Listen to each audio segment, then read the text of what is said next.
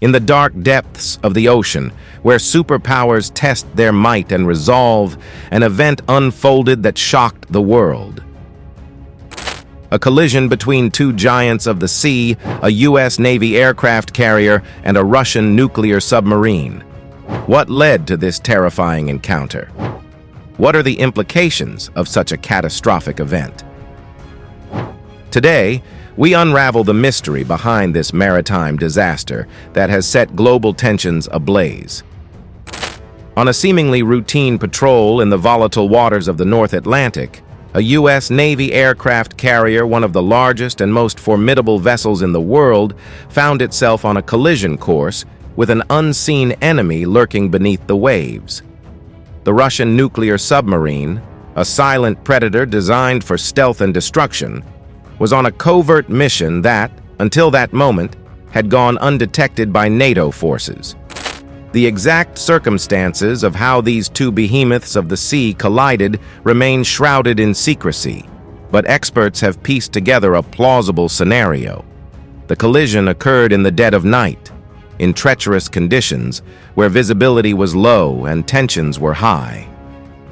The 1980s were marked by tense Cold War incidents, including a near-nuclear collision in 1984 between the USS Kitty Hawk and a Soviet Victor-class submarine, Petropavlovsk, in the Sea of Japan.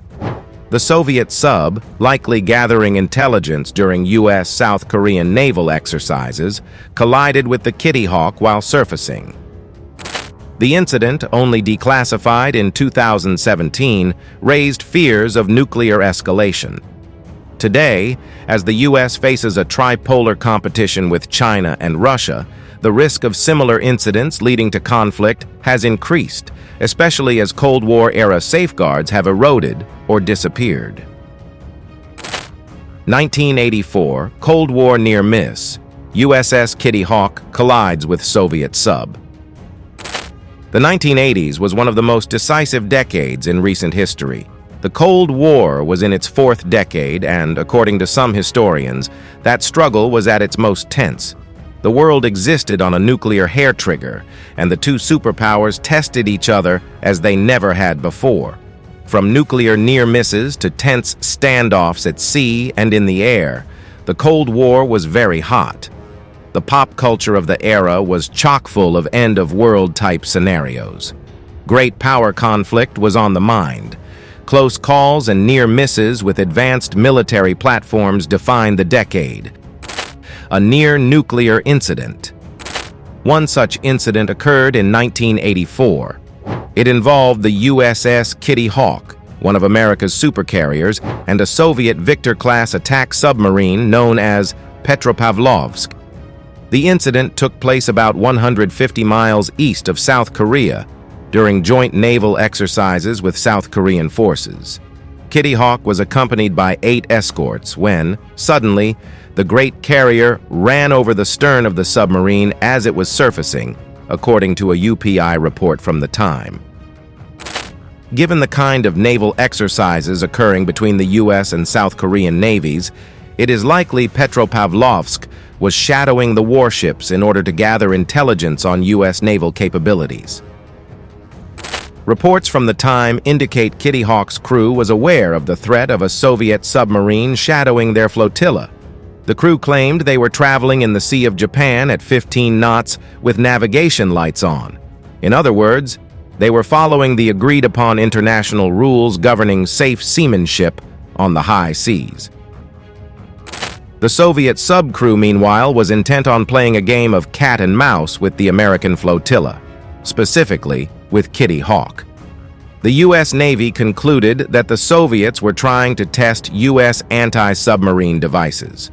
When Petropavlovsk surfaced, it gouged the side of Kitty Hawk. Yet Kitty Hawk's crew was apparently more concerned about the safety of the Soviet submarine that crashed into them. That's because Petropavlovsk was a nuclear-powered submarine, and there were some real concerns among the American side that the sub's nuclear reactor had been compromised by the collision. The official U.S. Navy report details how Kitty Hawk attempted to contact the Soviet sub, but their hails were ignored. The Americans assumed that the Soviet sub was seaworthy, though, because it continued along on its way. This incident, which happened way back in 1984, was only declassified in 2017.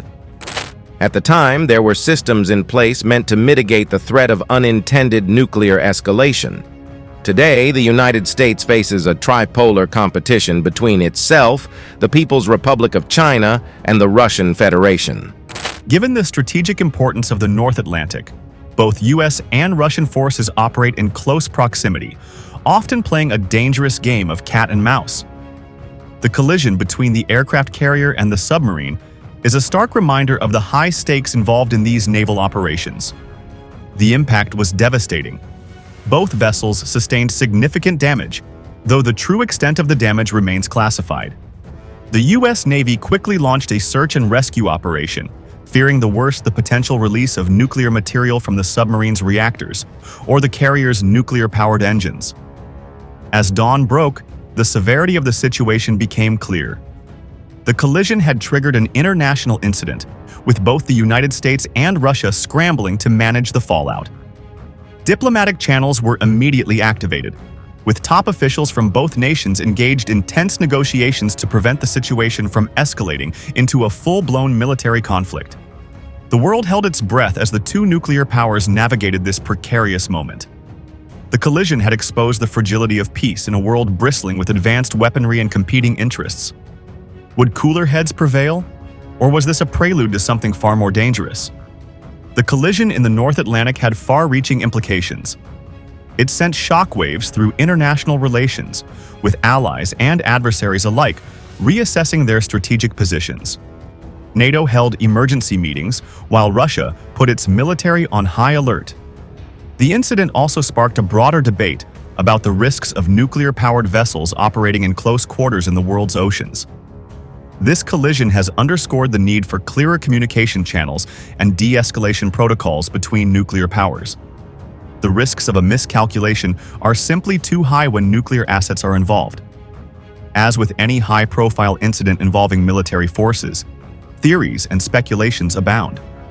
Was this collision truly accidental, or was it a deliberate act of provocation? Some analysts suggest that the Russian submarine may have been shadowing the U.S. carrier, testing its defenses and response capabilities. Others believe that the collision was the result of a series of unfortunate coincidences, a perfect storm of human error and technological failure. While it's tempting to ascribe malicious intent, the reality is often more mundane.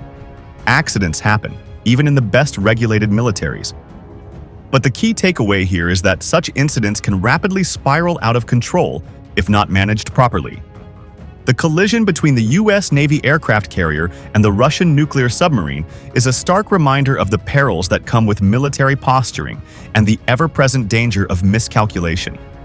As both nations work to repair the physical and diplomatic damage, the world watches closely, hoping that lessons will be learned and that such a catastrophic event will never be repeated. In the end, it's clear that the true strength of any military force lies not just in its weaponry, but in its ability to avoid unnecessary conflict. As we move forward, the importance of diplomacy, communication, and restraint cannot be overstated.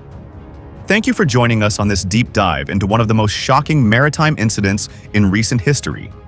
If you found this video insightful, don't forget to like, subscribe, and hit the notification bell so you won't miss any of our future explorations into the world's most pressing issues. Let us know your thoughts in the comments below. What do you think really happened that fateful night? And what does it mean for the future of global security? Until next time, stay informed and stay safe.